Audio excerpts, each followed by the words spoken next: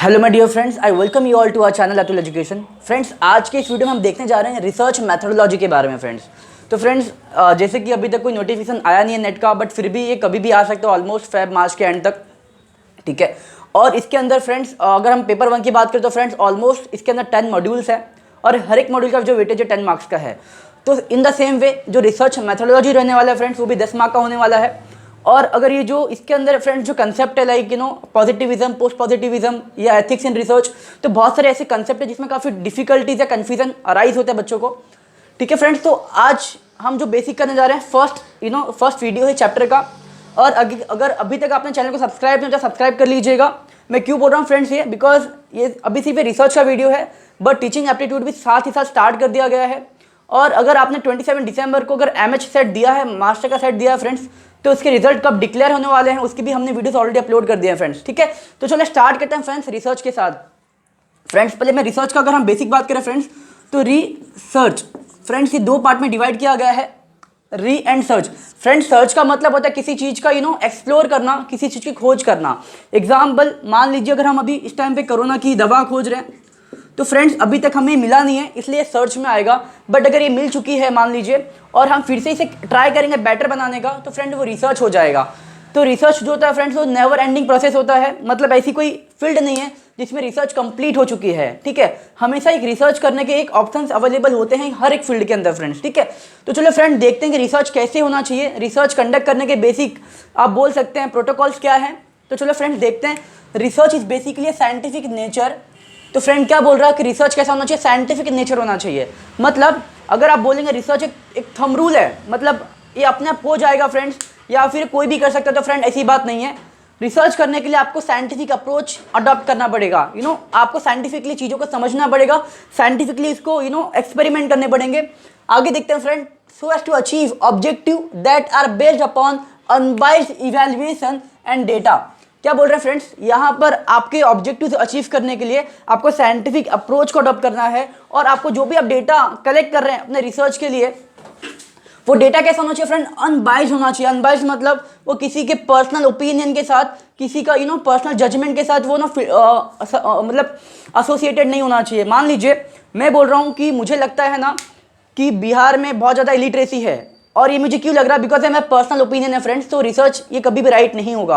अगर मैं कोई ऐसा रिसर्च अपने दिमाग में कुछ ऐसा डेटा लेके काम कर रहा हूँ तो फ्रेंड ये राइट नहीं होगा।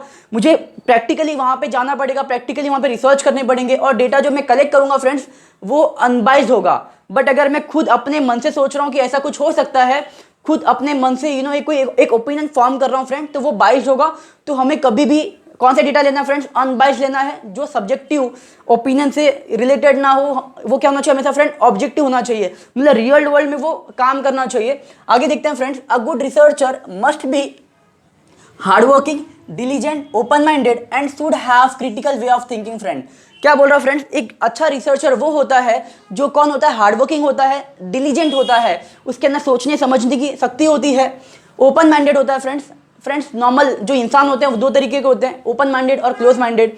अगर हम आज की जनरेशन की बात करें फ्रेंड, तो वो ओपन माइंडेड है, वो चीज़ों को एक्सेप्ट करने के लिए रेडी है। अगर मैं बोलूँगा कि मान लीजिए कि चेंज लाया जा सकता है इंसान के अंदर, अगर इंटेलिजेंस डेवलप करना है तो स्टडी के मदद से की जा सकती है। अगर आप ऐसा कुछ सोचते हैं और आप रेडी हैं उन सब चेंज के लिए, मतलब वो क्या है, ओपन माइंडेड है। बट जहाँ पर आप चेंज के लिए अडॉप्ट नहीं करना चाहते चेंजेस को, उसके हिसाब से अपने आप को आप उसमें ढलना नहीं चाहते, तो मतलब आप क्लोज माइंडेड है। समझ में आ रहा है फ्रेंड। तो रिसर्चर हमेशा ओपन माइंडेड होता है, वो जो जैसी चीज़ें उसके सामने प्रेजेंट हो की जाती है, उसके सामने दिखती है, वो उन चीज़ों को उसी फॉर्म में लेता है, उसमें कोई ज़्यादा फिल्ट्रेशन नहीं करता।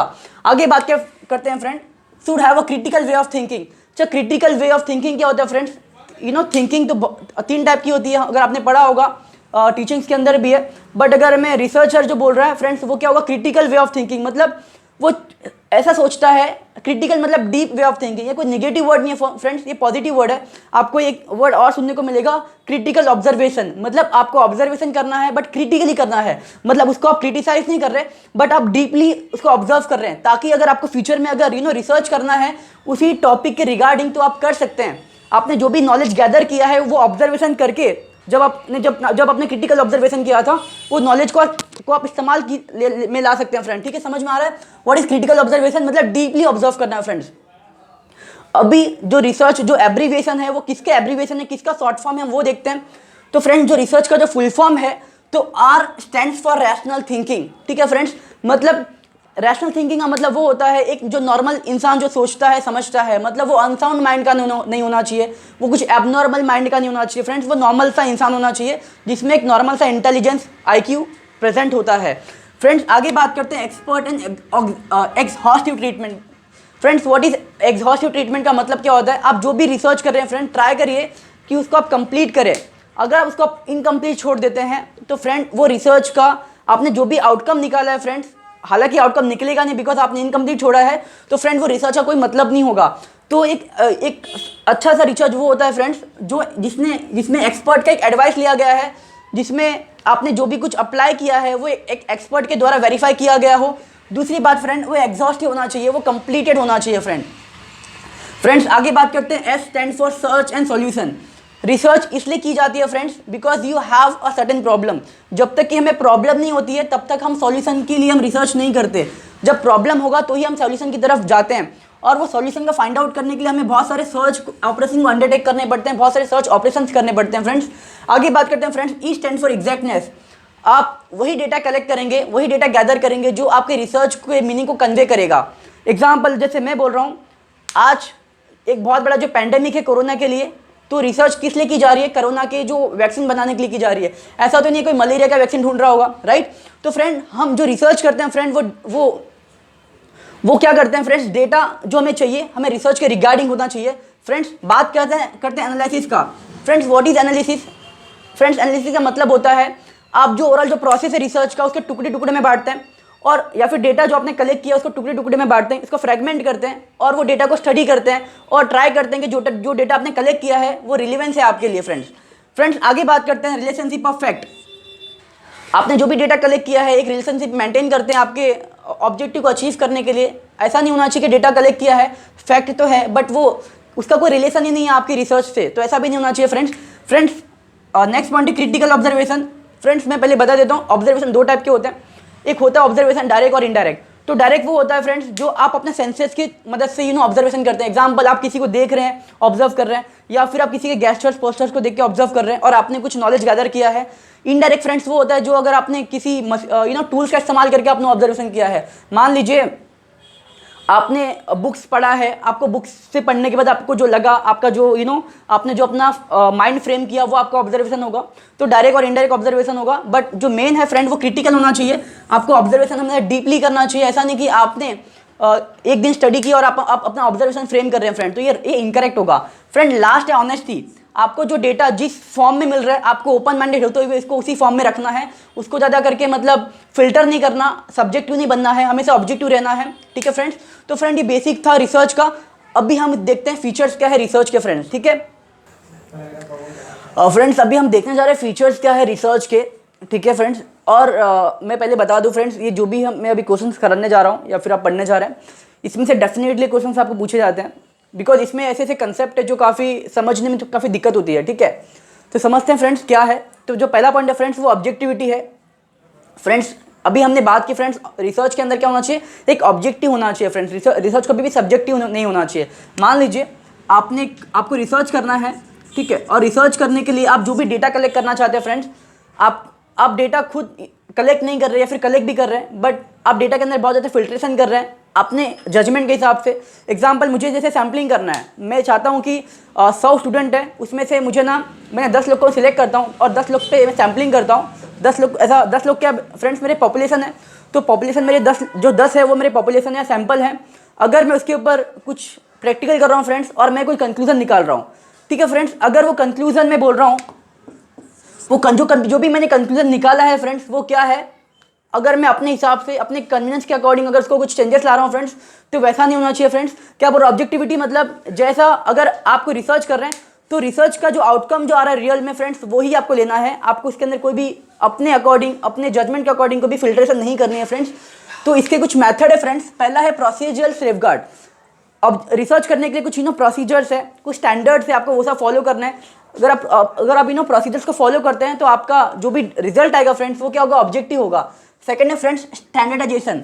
Friends what is standardization? Research के अंदर आपको एक स्टैंडर्ड मेंटेन करना है कि ऐसा नहीं कि मतलब आपको एक स्टेप फॉलो करना है, अगर आप स्टेप फॉलो करते हैं या फिर आपको एथिक्स फॉलो करना है जो भी आपको दिया हुआ है, अगर आप वो सब फॉलो करेंगे फ्रेंड्स तो क्या होगा, रिसर्च आपका ऑब्जेक्टिव रहेगा।